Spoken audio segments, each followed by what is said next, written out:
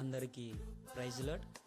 ఈరోజు మొదటి సమూయేలు పరిచయం. ఇశ్రాయేలు చరిత్రలో న్యాయాధిపతుల తర్వాత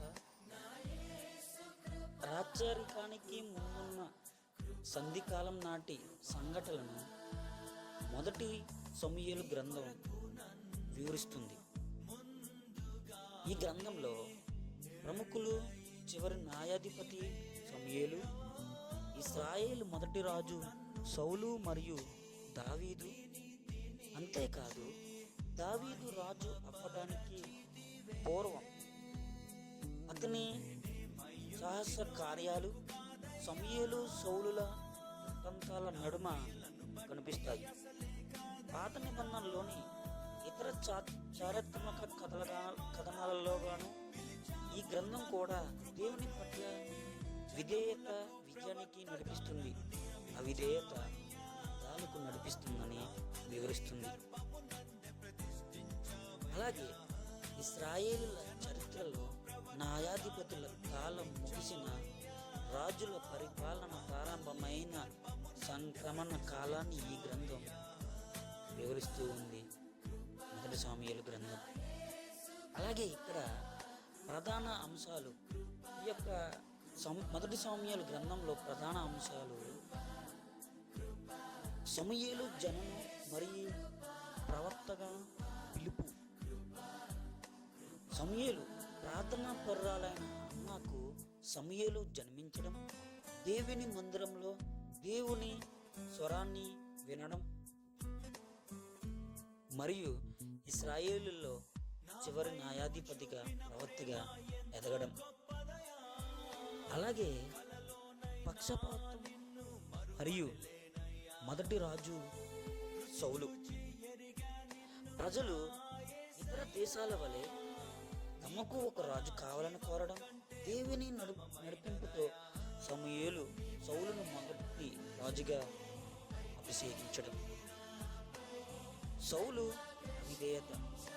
ప్రారంభంలో మంచిగా ఉన్నప్పటికీ సౌలు దేవుని ఆజ్ఞలను ఉల్లంఘించి అవిధేయత చూపడం వల్ల దేవుడు అతనిని రాజుగా తిరస్కరించడం. సౌలు దావీదు అభిషేకించడం, గొలియాతుపై విజయం. బెత్లెహేముకు చెందిన యవ్వనుడైన దావీదును సమూయేలు రహస్యంగా అభిషేకించడం, ఫిలిష్తీయుల యోధుడైన గొలియాతును దావీదు విశ్వాసంతో ఓడించడం జరిగింది. అలాగే సౌలు అసూయ మరియు దావీదు శ్రమలు.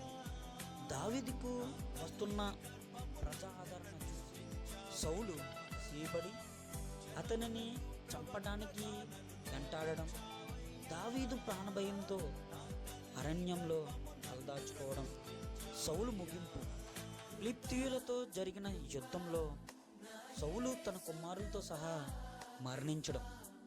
అలాగే మొదటి సమూయేలులో ముఖ్యమైన పాత్రలు చూసుకుంటే సమూయేలు నమ్మకమైన ప్రవక్త మరియు న్యాయాధిపతి, సౌలు ఇశ్రాయేలు మొదటి రాజు,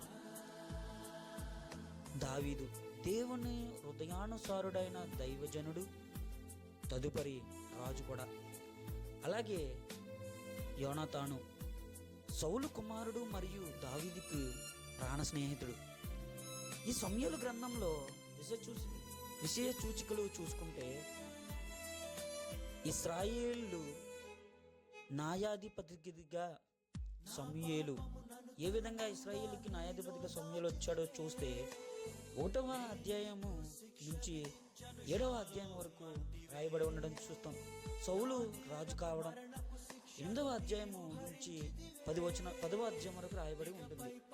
సౌలు పరిపాలనలో తొలి సంవత్సరాలు 11వ అధ్యాయం నుంచి 15వ అధ్యాయం వరకు రాయబడి ఉంటుంది.